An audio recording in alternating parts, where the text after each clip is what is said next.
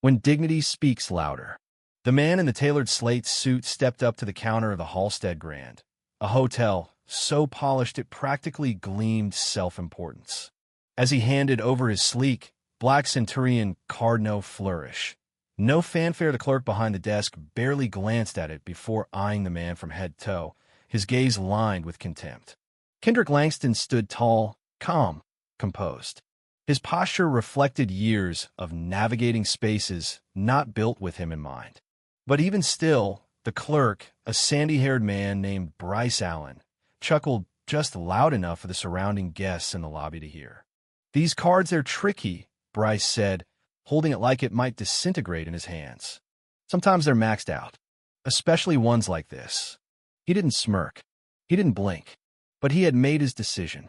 The lobby, with its imported Italian marble floors and sparkling chandeliers, suddenly felt colder.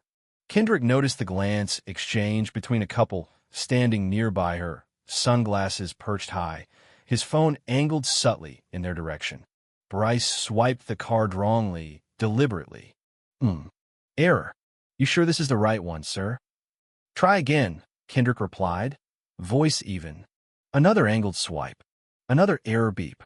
"Some guests prefer using a Visa for authorizations," Bryce added lightly, his smile condescending. Without a word, Kendrick took the card, inserted it correctly. The screen blinked green, approved. For a moment, Bryce's expression twitched. Seems like it went through this time." Then came the reassignment. "Looks like we had a room shuffle. You've been moved from the City View penthouse to 416. Equally lovely." Kendrick stared back, his voice quiet. "I reserve the Monarch Suite. Level 21. A last-minute logistical change. Still premium, of course." Bryce handed him a key card with a shrug. Kendrick didn't argue. He walked off. But Bryce wasn't finished. Behind the desk, he typed into the hotel's internal system. "Flag guest in 416 for passive monitoring. Suspicious demeanor. Paul Mendez, head of security, received the alert." He narrowed his eyes and scanned the crowd until he spotted Kendrick entering the elevator. He signaled to an associate Devin, a young security officer who happened to be black. Quiet, unassuming, Devin shadowed the hallway. Kendrick stepped into the elevator, pressed for. He didn't turn around. He felt the eyes on him. He knew the drill. He'd seen it before, lived it before, but not like this. Room 416 was unimpressive. A standard king bed, fluorescent lighting, a window view of a concrete wall. Kendrick set his briefcase down and opened a secure messaging app. "They've moved me." Manual override. Observation requested. Code unchanged. Sent. He didn't pace. He didn't fume. He waited. Meanwhile, Bryce had returned to his smug post, processing another guest in a flash of white man with a duffel bag and a golf tan. No extra ID requested. No camera flag. No suspicious room change. Just a warm smile and a key card. Security watched Kendrick's door for the next 2 hours. He left once for coffee. Said nothing. Caused no scene. And that, somehow, was cause enough for suspicion. Later that evening, the hotel manager, Glenn Ritter, reviewed the week's flag guests. Kendrick Langston's name stood out. Black card. Penthouse reservation. No incident history. But still flagged. Glenn made no inquiries.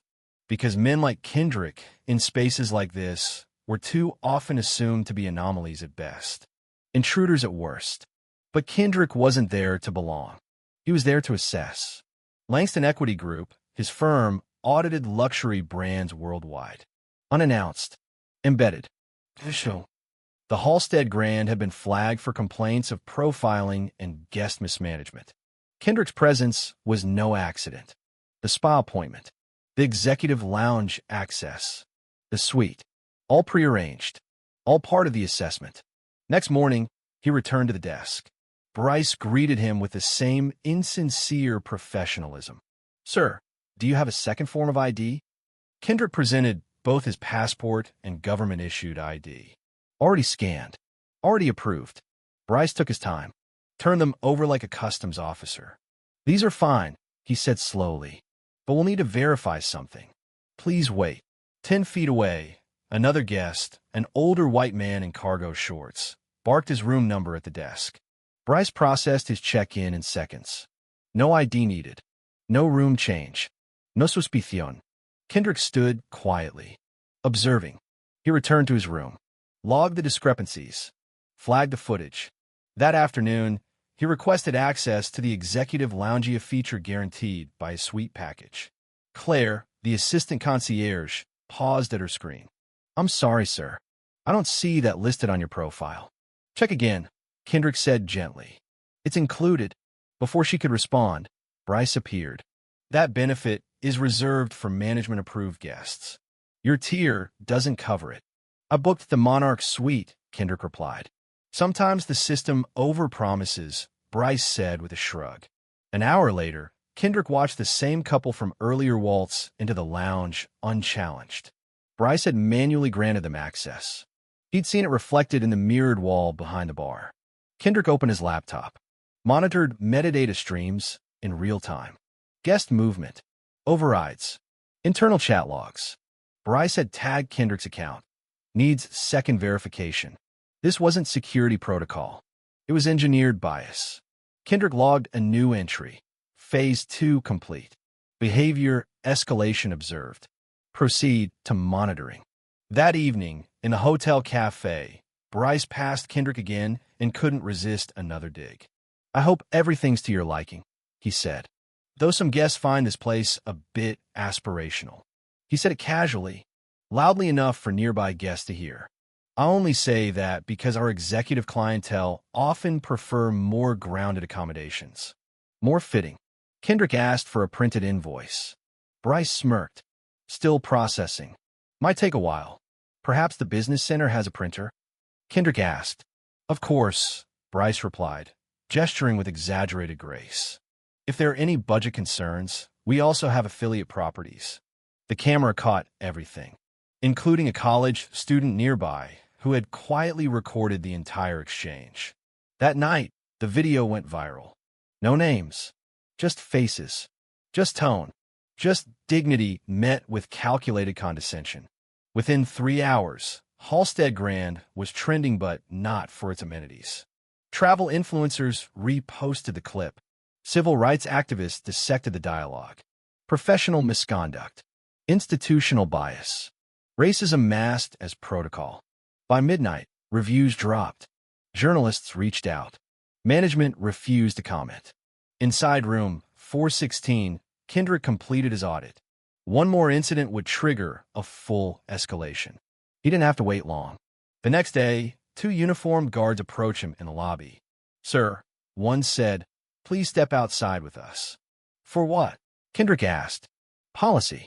We've received concerns. This way, please." They escorted him to the valet lot. "You're being temporarily restricted from shared spaces," one guard said, handing him a printout. His room key? Deactivated. His digital access? Revoked. Claire arrived minutes later, offering bottled water and a conciliatory smile. "Mr. Langston, we've arranged accommodations at our sister property." "I paid for this room," Kendrick said. "I've broken no rules. You're removing me because I made others uncomfortable." Claire said nothing.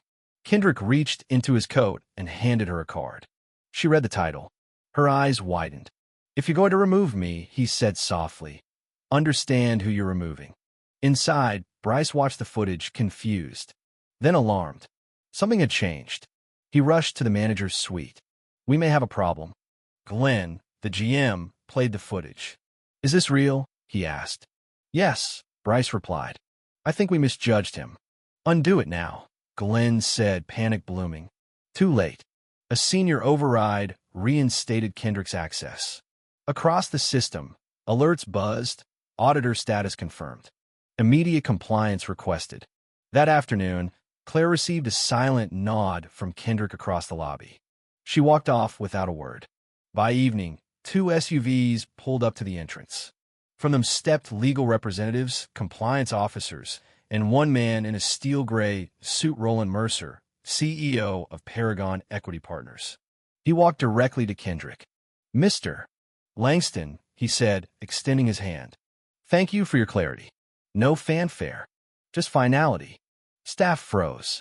Some whispered. The deal and investment of $1.6 billion in a Halstead's international expansion was off. Effective immediately. Inside a glass-walled conference room, Roland reviewed the full audit. Discrimination, retaliation, inaction, a culture of silent cruelty. Mr. Langston's report is damning, he said. This brand has failed the threshold. The fallout was swift. The board was notified. Executives were summoned. Staff were reviewed. Emails leaked. Audio clips surfaced. A former guest from the Atlanta property shared her story. A dismissed manager testified live. The dominoes fell fast. By the second week, Halstead Holdings stock had dropped 19%. Travel platforms removed premium listings. The industry had shifted. Equity audits became protocol, not risk. Bryce was quietly dismissed. Claire stayed promoted, but on observation. Mason, the young clerk who reported internal discrepancies, had been let go. Kendrick's firm intervened, filing a retaliation report. The company settled. Mason found better. Kendrick never returned. He didn't need to. His audit was complete. His presence had said everything. Months later, the lobby of the Halstead Grand remained clean but subdued. The luxury was still there, but the arrogance was not. Every morning, staff gathered for a 15-minute meeting, not about bookings but about intent. Ethan enrolled in an inclusion fellowship. No cameras, no applause. He listened and changed. Claire began consulting other hotels on equitable practices. Julian, once silent, now spoke loudly at diversity summits. And Kendrick? He returned to his work. Quietly, purposefully. He never gave interviews, never took credit. He let systems speak for themselves. And sometimes the loudest justice is the kind that never raises its voice. The end.